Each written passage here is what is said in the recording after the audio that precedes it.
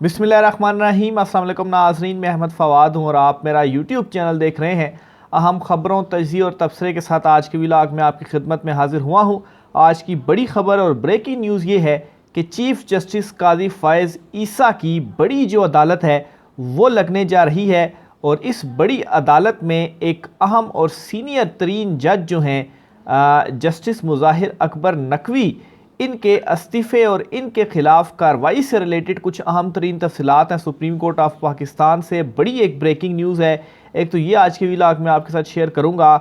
दूसरे नंबर पर नाज़रीन, नवाज़ शरीफ को हर सूरत जेल जाना होगा और इस हवाले से जो तैयारियां हैं वो भी मुकम्मल कर ली गई हैं। नवाज़ शरीफ को गिरफ़्तार करने और इनको गिरफ़्तार करने के बाद जेल भिजवाने के हवाले से शाहिद खाकान अब्बासी की नई सियासी जमात का मामला क्या है, एक बड़ा दावा सामने आ चुका है। इस पर भी कुछ अहम तरीन तफसीलात हैं, वो भी आज की व्लॉग में आपके सामने रखूँगा। सबसे पहले तो नाज़रीन, सुप्रीम कोर्ट ऑफ पाकिस्तान से जो बड़ी ब्रेकिंग न्यूज़ है, justice Mazahir Akbar Naqvi, chief justice Qazi Faez Isa के हवाले से इस पर कुछ चीज़ें आपके साथ में शेयर करता हूँ। नाज़रीन, मामला कुछ यूँ है कि एक दो रोज़ कबल एक व्लॉग में मैंने आपको ये ख़बर दी थी कि जस्टिस सरदार तारिक मसूद, उन्होंने कुछ जो शिकायत हैं उन पर अपनी जो राय है वो दी है और इन राय के मुताबिक वो जो शिकायत हैं उनको मुस्तरद किया गया है। और इन शिकायत जिनको मुस्तरद किया गया है उनमें जस्टिस आयशा मलिक, साबिक चीफ जस्टिस उमर अता बंदयाल, साबिक चीफ जस्टिस साकिब निसार और मुस्तकबिल के चीफ जस्टिस इजाज़ुल एहसन, इनके हवाले से जो शिकायत थीं इन पर कानूनी राय दी गई और उस कानूनी राय के मुताबिक इन शिकायत को मुस्तरद किया गया और कहा गया जी कि इन शिकायत में कुछ ऐसा नहीं है कि जिससे ये अखज़ किया जा सकता है जी कि ये वाकई ये सारे जो जजेस हैं वो मिसकंडक्ट के मुर्तकिब पाए हैं। लेकिन अब यहाँ पर सारा जो कहानी में जो ट्विस्ट है वो यहाँ पर आता है कि जस्टिस मुज़ाहिर अकबर नकवी जो हैं उनके अगेंस्ट भी एक शिकायत थी और इस शिकायत की भी जो एक राय है वो दे दी गई है। राय क्या दी गई है ये सोर्सेज से मालूम करने की कोशिश तो की है, लेकिन ये सोर्सेज की जानिब से नहीं बताया गया कि राय क्या दी गई है। आया इनके हवाले से जो शिकायत थी मिसकंडक्ट के हवाले से या दीगर जो शिकायत थी उसको भी इन्होंने मुस्तरद किया है या उसको मुस्तरद नहीं किया। लेकिन नाजरीन, एक जो बड़ी ख़बर सामने आई है इस दौरान, उस ख़बर से ये अंदाज़ा लगाना जो है वो बड़ी आसानी से लगाया जा सकता है कि जस्टिस मुज़ाहिर अकबर नकवी के ख़िलाफ़ जो शिकायत है वो मुस्तरद नहीं की गई बल्कि इसे आगे परस्यू करने का कहा गया है। ये मैं क्यों कह रहा हूँ, ये ख़बर है मैं आपके सामने रखता हूँ और इस ख़बर को फिर मज़ीद इन डेप्थ जो है वो आपके सामने में कुछ ज़्यादा जो है वो अपना रखूँगा। अच्छा, जस्टिस मुज़ाहिर अकबर नकवी के ख़िलाफ़ सुप्रीम जुडिशल कौंसिल में शिकायत के मामले में जस्टिस सरदार तारिक मसूद ने कानूनी राय दे दी जो जुडिशल कौंसिल को मौसूल हो गई है। अच्छा, इसके अलावा जो है वो जस्टिस सरदार तारिक मसूद ने जस्टिस मुज़ाहिर अकबर नकवी के ख़िलाफ़ शिकायत पर कानूनी राय चेयरमैन सुप्रीम जुडिशल कौंसिल को भिजवा दी है। जस्टिस सरदार तारिक मसूद की कानूनी राय पर कौंसिल इजलास बुलाने या ना बुलाने का फैसला करेगी। अब ये जो खबर है इसको आपने गौर से सुनना है कि इस राय पर कौंसिल इजलास बुलाने या ना बुलाने का फैसला करेगी। अब कौंसिल का जो इजलास है वो तब बुलाया जाता है जब इस शिकायत को आगे परस्यू करना हो, यानी कि जजेस के ख़िलाफ़ शिकायत और उनके मिसकंडक्ट के हवाले से कार्रवाई का जो तरीक़ाकार है वो ये होता है कि पहले सुप्रीम जुडिशल कौंसिल में शिकायत आती है, फिर वो शिकायत जो है वो जो सीनियर जज होते हैं उनके पास जाती है, वो उसके ऊपर अपनी राय देते हैं और अगर उनकी राय में इसमें कुछ ऐसी चीज़ें मौजूद हों जिनका आंसर उनको चाहिए होता है और वो वाकई ठोस चीज़ें हों तो फिर उसके ऊपर ये इजलास बुलाया जाता है और फिर उसके बाद वो जो मुतल्लिका जज होते हैं जिनके अगेंस्ट शिकायत होती है उनसे कहा जाता है कि आप इसके ऊपर जवाब दें और फिर उसके बाद अगर वो सेटिस्फाई नहीं कर पाते तो फिर उसके बाद जो है वो मज़ीद ये कार्रवाई आगे बढ़ाई जाती है। लेकिन अगर वो शिकायत को ही मुस्तरद कर दिया जाए तो फिर कौंसिल इजलास बुलाने का कोई जो मकसद है वो नहीं होता। यानी कि जो दीगर 4 जजेस के नाम मैंने आपके सामने रखे, justice Ayesha Malik, justice Ijazul Ahsan, justice Umar Ata Bandial और जस्टिस साबिक चीफ जस्टिस साकिब निसार साहब, इनके हवाले से जो शिकायत थी उन पर कानूनी राय दे दी गई और उनको मुस्तरद कर दिया गया। तो इन पर कोई जुडिशल कौंसिल का जो इजलास है वो नहीं बुलाया जा रहा। लेकिन जो जस्टिस मुज़ाहिर अकबर नकवी के ख़िलाफ़ शिकायत है और इस पर जो कानूनी राय दे दी गई है, जो चेयरमैन सुप्रीम जुडिशल कौंसिल हैं और वो चीफ जस्टिस होते हैं, तो उसके बाद कौंसिल का इजलास बुलाए जाने या ना जाने का फैसला तो उन्होंने ही करना है। लेकिन इजलास तब बुलाया जाता है कि जब शिकायत के अंदर कुछ ऐसा ठोस जो है वो मौजूद हो और इसको आगे परस्यू करना हो। तो एक चीज़ तो यहाँ से जो है वो अखज़ की जा सकती है, अंदाज़ा लगाया जा सकता है कि इस शिकायत के अंदर कुछ ना कुछ ऐसा मौजूद है जिसके बाद जस्टिस मुज़ाहिर अकबर नकवी के हवाले से जो चीज़ें हैं वो अब आगे मज़ीद चलती हुई दिखाई दे रही हैं। अब इसको मैं दो मज़ीद इम्पॉर्टेंट चीज़ों से, इम्पॉर्टेंट पहलुओं से जोड़ूंगा जिससे मज़ीद ये जो मामला है वो कन्फर्म होता हुआ नज़र आ रहा है कि इनके हवाले से जो कार्रवाई है वो आगे बढ़ेगी। एक तो ये कि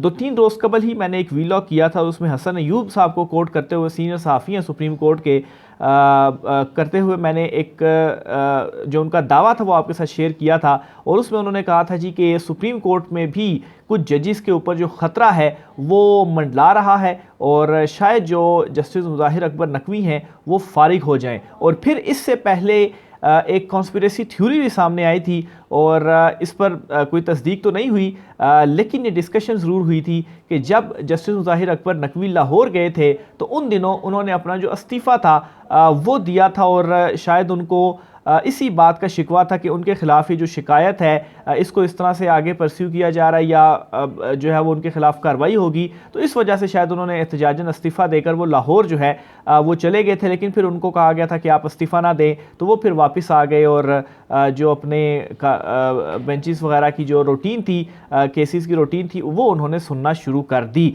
तो बहरहाल इस खबर की भी तस्दीक तो नहीं हो पाई, लेकिन ये मामला जो है वो भी इस वक्त चहमगोइयाँ इस हवाले से भी की जा रही हैं। और दूसरे नंबर पर ये जो दावा मैंने आपके सामने रखा है, इन तमाम तर चीज़ों को और इस चीज़ को देखा जाए तो ये तीनों आपस में मैच करती हैं और इससे ये अंदाज़ा लगाया जा सकता है कि जस्टिस मुज़ाहिर अकबर नकवी जो हैं उनके ख़िलाफ़ कुछ ना कुछ जो खिचड़ी है वो पक रही है, अंदर खाने कुछ ना कुछ मामलात जो हैं वो हो रहे हैं। और अगर ये कौंसिल का इजलास बुलाया गया तो इस इजलास बुलाने का मतलब यही है कि उनको फिर जवाब देना पड़ेगा जो उनके ख़िलाफ़ जो शिकायत हैं वो आई हैं और कन्विंस करना पड़ेगा कि ये शिकायत दुरुस्त नहीं हैं। लेकिन शिकायत में अगर कुछ ठोस मौजूद ना होता तो जस्टिस सरदार तारिक इसके ऊपर जो उनकी राय है वो ज़रूर ये दे देते कि जो है वो इसको मुस्तरद कर दिया जाए, जैसे दीगर जजिस के हवाले से जो एक शिकायत आई थी उनके ऊपर कानूनी राय दी गई और उस कानूनी राय के अंदर उन शिकायत को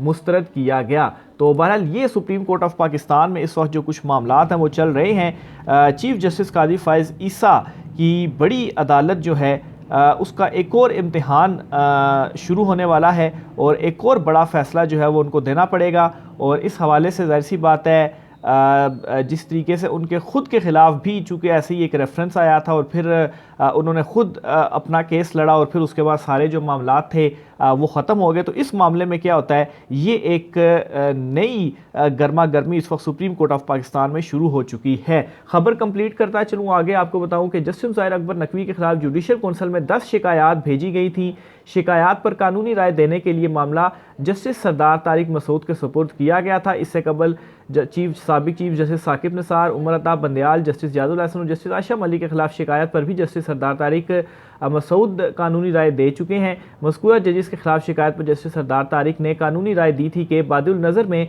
मिसकंडक्ट का केस नहीं बनता, तो उनके खिलाफ ये जो राय थी वो इनकी जानिब से दे दी गई है। आगे चलते हुए साइफर मुकदमे के हवाले से भी एक अहम खबर है।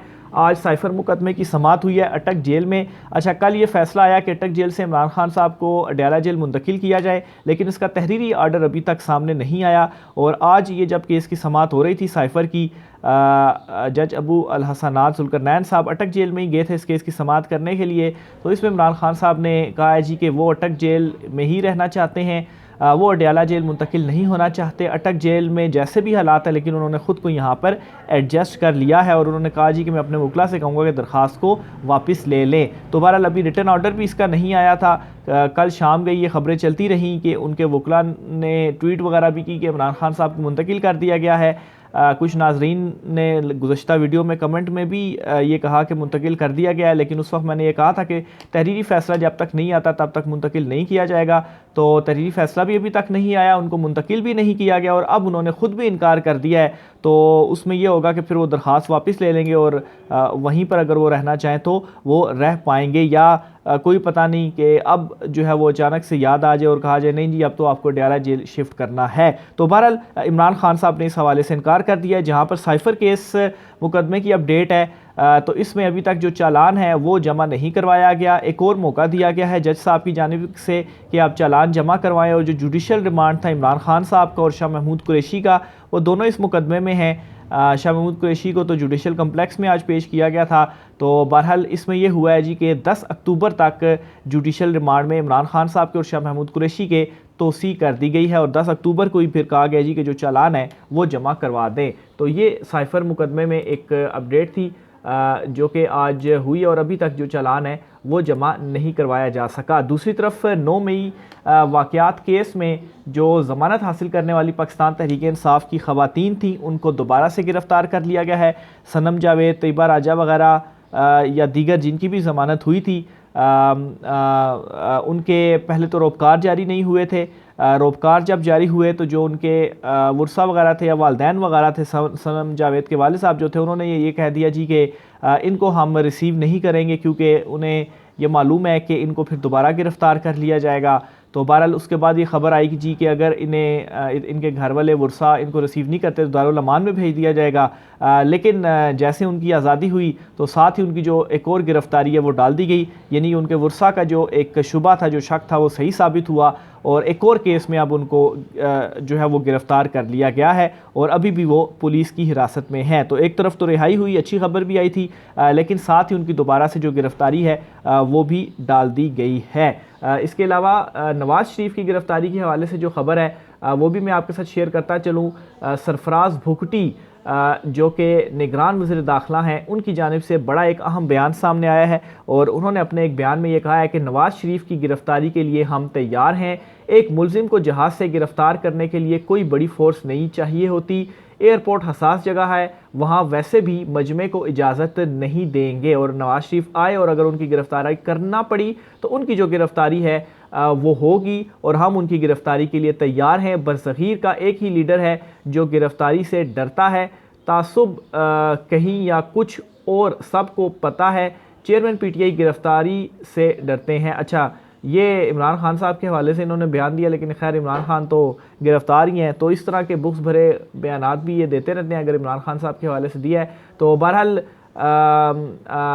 नवाज़ शरीफ के हवाले से इन्होंने ये क्लियर किया है कि अगर नवाज़ शरीफ को ज़मानत मिल गई हिफाजती तो ठीक है, उनको फिर गिरफ़्तार नहीं किया जाएगा। अदरवाइज़ अगर नवाज़ शरीफ वापस आते हैं तो उनकी फांसी ज़मानत नहीं होगी तो उनको गिरफ़्तार किया जाएगा, जिसके ऊपर राना सनाउल्लाह ने काफ़ी बरहमी का इजहार जो है वो सरफराज भुगटी के ऊपर किया है। बहरहाल आपसी इनके मामला चल रहे हैं, लेकिन एक चीज़ इन्होंने क्लियर कर दी है कि नवाज़ शरीफ की जो गिरफ़्तारी है वो होगी और उनको जो जेल में जो है वो जाना पड़ेगा। शाहिद खाकान अब्बासी के हवाले से भी जल्दी से खबर है वो आपके साथ में शेयर करता चलूँ। शाहिद खाकान अब्बासी ने नई सियासी जमात के क़याम का अंदिया दे दिया है। मैं नून लीग की सियासत से मुतमईन नहीं हूँ, आज नई जमात की ज़रूरत भी है और जगह भी, ये शाहिद खाकान अब्बासी की जानिब से कहा गया है। इसके अलावा उन्होंने कहा है जी कि रास्ते का तयन करें फिर इलेक्शन में जाएं, वरना इलेक्शन इंतशार के अलावा कुछ नहीं देगा। उन्होंने कहा कि आज नई जमात की ज़रूरत भी है और जगह भी। PDM पर तनकीद करते हुए उन्होंने कहा कि अगर जनरल टायर बाजवा आपकी हुकूमत में रुकावट थे तो हुकूमत छोड़ देते, इसके बाद भी आपको 8 से 9 महीने मिले, काम कर लेते। उन्होंने कहा कि इमरान खान ने तो अपने दौर में एक पैसे का काम अगर नहीं किया, लेकिन हमने क्या काम किए इसकी फहरिस्त भी चेक कर लें, वो फैसले नज़र नहीं आए जो होने चाहिए थे। तो शाहिद खाकान अब्बासी के हवाले से वैसे भी इस वक्त ये चीज़ें चल रही हैं कि जो मुस्तफ़ा नवाज़ खोकर साहब जमात बना रहे हैं उनमें शाहिद खाकान अब्बासी के मिफ्ता इस्माइल और साद रफ़ीक साहब जो हैं उनके हवाले से भी उन्होंने कोशिश की कि उनको कन्विंस करके साथ मिलाया जाए और सियासी एक जमात बनाई जाए, लेकिन खैर अभी तक कोई सियासी जमात उन्होंने बनाई तो नहीं, लेकिन ये अंदिए बार बार शाहिद खाकान अब्बासी और दीगर की जानिब से दिए जा रहे हैं। ये आज की नाज़रीन अहम तरीन तफसीलात थी, राय का इज़हार कीजिएगा। मुझे इजाज़त दीजिए, अल्लाह हाफ़िज़।